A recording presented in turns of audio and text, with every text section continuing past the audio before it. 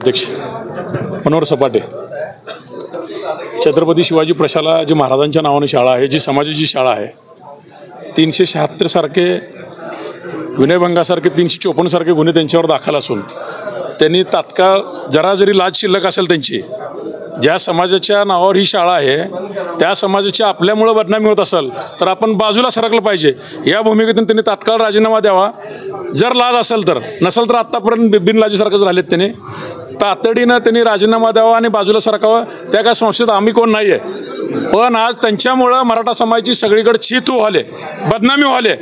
तातडीनं त्यांनी त्यांच्या बाकीच्या संचालकांनी उठाव करून त्यांची त्यातनं हकालपट्टी केली पाहिजे आणि लवकरात लवकर एवढे जास्त गुन्हे असतानाही सीपी साहेबांनी आत्तापर्यंत त्यांना का मोकाट रान सोडलं त्याचा सुद्धा जाब विचारल्याशिवाय आम्ही गप्प बसणार नाही. आता आम्ही सीपी साहेबाकडे चाललो. ते प्रकरण जे आहे स्टिंग ऑपरेशन हनी ट्रॅप प्रकरण असं वाटतं साहेब, भरपूर दारूची दुकानाचं रस्त्यानं प्रत्येक ठिकाणी जाऊन तुम्ही पिता का? जर निर्व्यसनी माणूस असेल, चांगला असेल, संस्था चालवतो म्हटल्यावर त्याला पण एक तत्व आहे, आचारसंहिता आहे. सोलापूर शहराचं प्रथम नागरिक म्हणून ज्याने काम केलं त्याला काय आचारसंहिता आहे ना? का कुणाला पण करतात?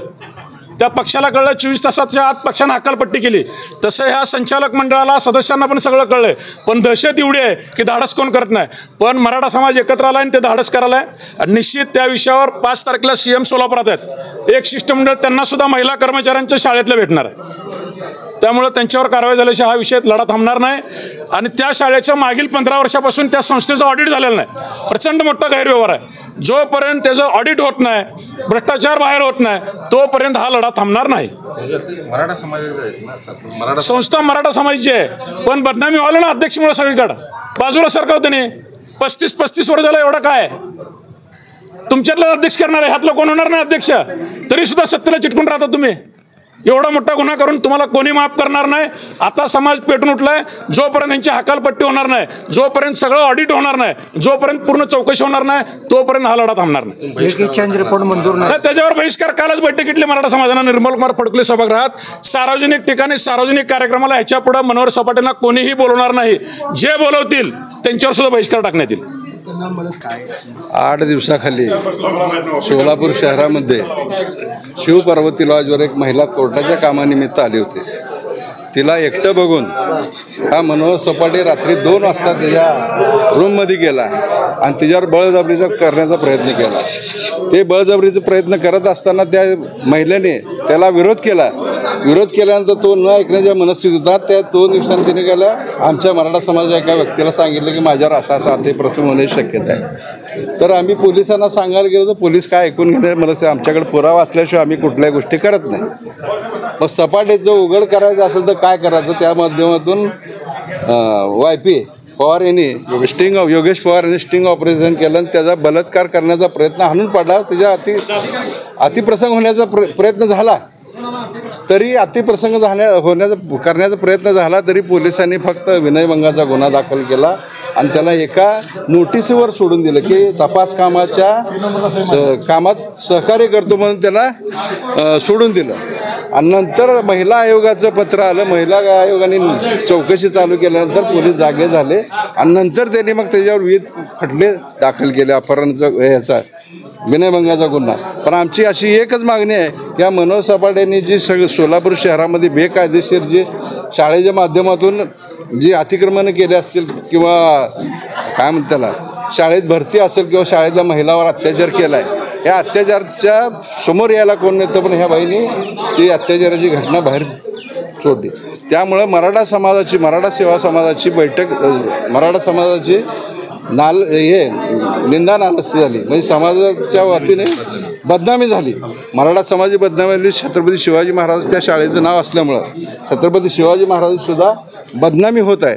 आणि हे मराठा समाजाला न बघवण्यासारखी गोष्ट आहे. त्या माध्यमातून आज आम्ही सोलापूर शहरामध्ये आत्ता बघितलं, आपण त्याला जोडे मारो आंदोलन केलं आणि समाजभूषण बाबासाहेब गावडे यांनी ही शाळा कुठल्याही अटी न घालता एकच अट घातली की आमचे जुने जे लोक होते, येतू माने असतील, दिलीप कोल्हेचे वडील असतील, नीलकंठ काकडे सर असतील, पुन्हा दामो बोधले, साळुंके, सोमदळे दादा, ह्या सर्वांनी ही शाळा जी उभा केली ती, ते शाळेला पै खर्च करून ही शाळा उभा केली. त्याच्यासाठी ते आता तुम्ही एक चांगलं काम करता समाजाचं म्हणून ही गावडे मंगलकाराची जागा संस्थेला दिली, तर त्या गावडे मंगलकार त्या समाजभूषणाचं नाव बाजूला करून स्वतःचं नावसुद्धा त्यांनी या शाळेला दिलं आहे. त्याबद्दल आज त्यांच्या शाळेची सुद्धा आम्ही नावाची मोडतोड केलेली आहे. आणि मराठा समाजाला जर न्याय मिळत नसेल तर आमचं मत एकच आहे, हा एवढा अन्याय अत्याचार करतो, याच्यावर जवळजवळ 24 ते 25 गुन्हे दाखल आहेत, तरी पोलीस खातं काय करते? पोलीस खात्याला आम्हाला विचारणार समाजाच्या वतीने 2-3 गुन्हे दाखल झाले की MPD कर किंवा तडीपार कर, पण याला 25-26 गुन्हे दाखल असताना सुद्धा ह्याच्यावर कुठली कारवाई होत नाही. आजपर्यंत त्यांना जर वाटत असेल कुठल्या राजकीय पक्षाचा दबाव येत असल्यामुळं हे कारवाई होत नसेल, आज त्याला राष्ट्रवादी पक्षातून बी सुद्धा काढून टाकलेला आहे. तर पोलिसांना एकच विनंती आहे की यांच्यावर मोका लावतं का बघा, मोका लागत नसेल तर ह्याला MPD किंवा लागलीच पाहिजे. त्याचा निषेध करण्यासाठी काल निर्मल कुमार फडकोले सभागृहात मराठा समाजाच्या वतीनं बैठक घेण्यात आली. त्या बैठकीमध्ये अनेक ठराव करण्यात आले की ह्या माणसावरती मराठा समाजाने बहिष्कार घालावा.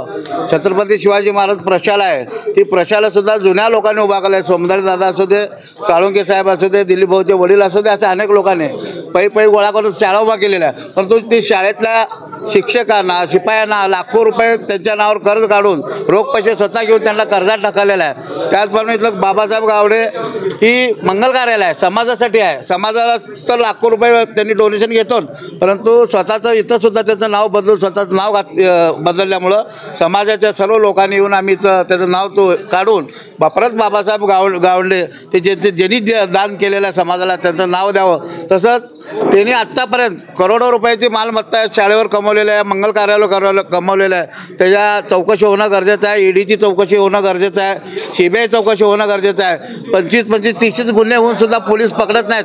पोलीस स्टेशनच्या मागं घर आहे त्याचं, पण आम्ही राजकीय लोक एखादं चूक केलं तर आम्हाला घरापर्यंत पोलीस येतात, पण पोलिसावरती त्यांनी काय जादू केले आहे त्याचा जाब विचारायला आम्ही पोलीस आयुक्ताकडे जाणार आहे. पोलीस आयुक्तांना विचारणार आहे. सोलापूर शहरामध्ये ह्या पद्धतीनं अनेक गुन्हे दाखल असताना त्याच्यावर तो MPD होत नाही, तडीपारी होत नाही, साधं पकडत सुद्धा नाही. पोलिसाच्या हाकेवर त्याचं घर आहे. त्यामुळे सर्व मराठा समाज बांधवांनी आम्ही त्याचा निषेध तर केलेलाच आहे. आणि आता पोलीस आयुक्ताला जाब विचारण्यासाठी, म्हणणं मांडण्यासाठी नाही, जाब विचारण्यासाठी सर्व समाज बांधव तिथं जाणार.